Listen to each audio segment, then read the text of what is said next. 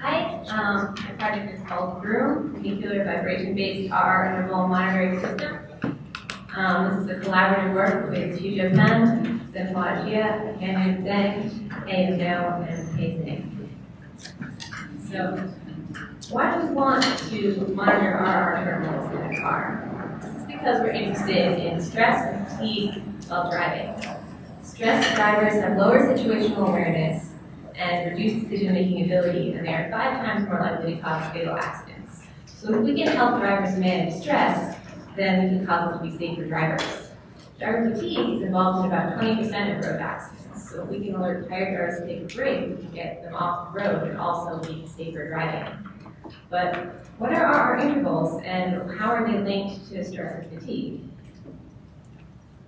RR intervals are the distance between the 2 tallest peaks of an ECG, and they correspond to 1 complete cardiac cycle. The change in RR intervals over time is called heart rate variability, and if we can monitor heart rate variability, we can use that to monitor stress and fatigue. As stress goes up, heart rate variability goes down, and as fatigue changes, you get changes in the spectral components of heart rate variability. So, can a car monitor its drivers and passengers' RR intervals in order to track stress and fatigue? Previous work, sensing heart rate in cars. There's pulse oximetry in the steering wheel, which is high accuracy, but has restrictions in sense that your hands aren't always in the same spot in the steering wheel. There's non-contact ECG, which is convenient and comfortable, but it tends to be affected by fabric material as well as humidity, so perspiration can affect it. There's also cameras where you monitor the changes in skin tone that change with your blood pulsing through your body. And that can also detect eye blinking, so it can detect the moment when you fall asleep.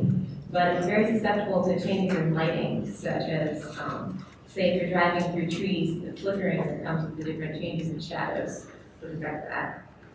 Then we have wearables, which provide constant tracking, but which put the onus on the wearer to do the tracking as opposed to the car. We want our system to be integrated with the car so that if someone chooses not to wear a wearable tracking device, they don't have to.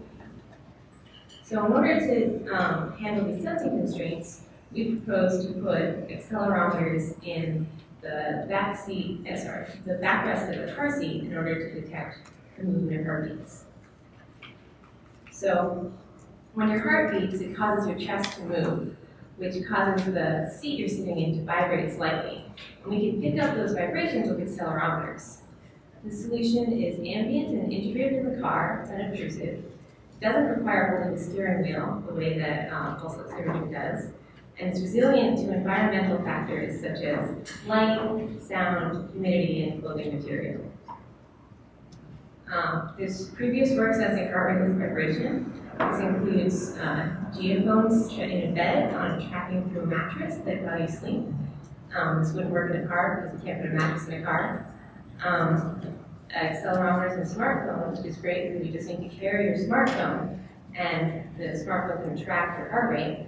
However, a car environment is one of the few environments people tend to not have their cell phones on them and to put them on the dashboard in order to use GPS. And then we have wearable accelerometers, which have the same advantages and strengths that we discussed with other wearables, the constant tracking, but we want the sensors to be integrated in the car. Our biggest challenge with using vibrations to detect heart rate is noise. We're trying to detect a very weak signal in a large amount of noise. And the very weak signal of heartbeats in the car environment, which is very noisy. I want to mention here that since we're trying to detect stress, and one situation where people are very stressed is in traffic, and in heavy traffic, there's often a lot of time when you're stopped and idling. We decided to start with using a scenario of a stopped idling car, and then move on to a scenario of a moving car for future work. Even in a stopped idling car, there's still a lot of noise. If you look at this first graph, that's subject's heartbeat is measured by accelerometers in the seat, but the subject is not moving and the engine is off. So this is like the perfect environment. And you can see the small peaks of the heartbeat, but they're still not big. And if we look at the second graph, this is a subject sitting still with the car on, so the engine is idling. And you can see that there's a lot more noise from the engine. So in the third graph, the car is off, but partway through the subject laughs. You can see when the subject laughs, it causes a lot of noise that makes the heartbeat peaks difficult or impossible to see. Our second challenge is placement. We want to put the sensors close to the heart to pick up the best possible signal because we have such a weak signal. But people's hearts tend to be in different places against the seat because people are different heights and they sometimes sit in different ways. For example, if someone leans forward, they may not even be leaning against the seat, and we would want to be able to take care of that possibility. So our algorithm to deal with these challenges starts with the sensing module, where we have an array of sensors integrated in the seat to pick up the heartbeat. And then we have the target signal abstraction module, where first we use motion removal in order to remove the segments of the signal that have a large amount of noise from person movement. Then we do denoising, where we subtract the noise sensor from the other sensors. Then we do peak emphasis, where we take the envelope of the signal in order to emphasize the peaks and minimize the periodic noise. And then we do a wavelet filter in order to emphasize the impulsive signal of the peaks while minimizing the surrounding noise. Finally, we do RR interval estimation module, which does sensor selection in order to choose the best sensor with the best signal, that's presumably the one closest to the heart. And then we do peak detection on the peaks of our signal to get the peaks of the heartbeat, and then we get the distance between those peaks to get the RR interval. So for our sensing module, we want to put the sensors in the best location to pick up the heartbeat. And we've chose the best locations by you can see in the picture, we've traced the outlines of several different people against the seat, so you can see where their chests are in relation to the seat, and then pick where we want the sensors to be. We put two sensors near the top of the seat, and one sensor in the seat belt, so we'll have one sensor against the body regardless of if the person moves forward. Then we have one sensor to pick up noise in the bottom of the seat. Once we have our signal from the sensors, we do motion removal. We want to remove segments with a large human-induced motion, such as laughing. So we test each window of data against a threshold. You can see that the first and last windows in this segment would be kept, whereas the windows in the middle would not be kept because they have this large human-induced motion in them. Then we want to do shared noise removal by subtracting the noise sensor and frequency doping. Then we take the envelope of the signal to reduce the engine noise while retaining the peaks. And there's more detail on all of this in my paper, going over it kind of fast. But then we do a wavelet filter. Heartbeat is an impulsive signal, and wavelet analysis is good for observing impulsive signals while minimizing other types of noise. If you look at this top graph, the colorful one, the x-axis is time, and the y-axis is wavelet scale. And if you look at it, you can see with small scales, you still have a lot of high frequency noise in the signal, and it's difficult to tell where the heartbeats are. However, at the lower scales, while you can still see where the heartbeat, you can easily see where the heartbeats are very wide. The peaks are very wide, so you have less precision in where those peaks are. So we want to choose a scale in the middle. So our wavelet filter down below is the wavelet filter at scale 200, which is high enough that it more precisely identifies those peaks, but low enough that we've gotten rid of a lot of the noise. Then we want to select the sensor with the strongest heartbeat signal. You can see that in sensor 1, there's a much clearer heartbeat signal in sensor 2. So basically what we want to be able to do is be able to distinguish which of these two sensors is the best sensor for us to look at. If you look at these two sensors, once we've gotten the wavelet peaks, you can see it's much more clear that the peaks from sensor 1 are higher and there's more of them, whereas the peaks from sensor 2 are lower and there's not as many. So we look at the mean of the wavelet peaks, which means more taller peaks, which is what we used to say stronger heartbeat signal. Now this only works because we've already taken out high motion noise in an earlier step. Otherwise, we could get very tall peaks from large amounts of motion, and that would not be what we wanted.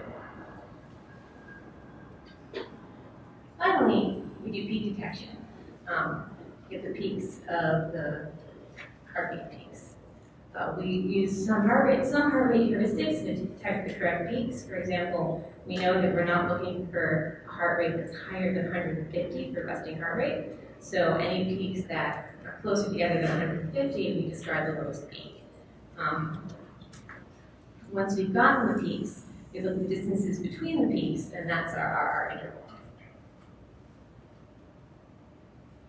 We did several experiments. Our first set of experiments was characterization experiments where we manufacture a heartbeat with a set of speakers that plays the sound of the heart.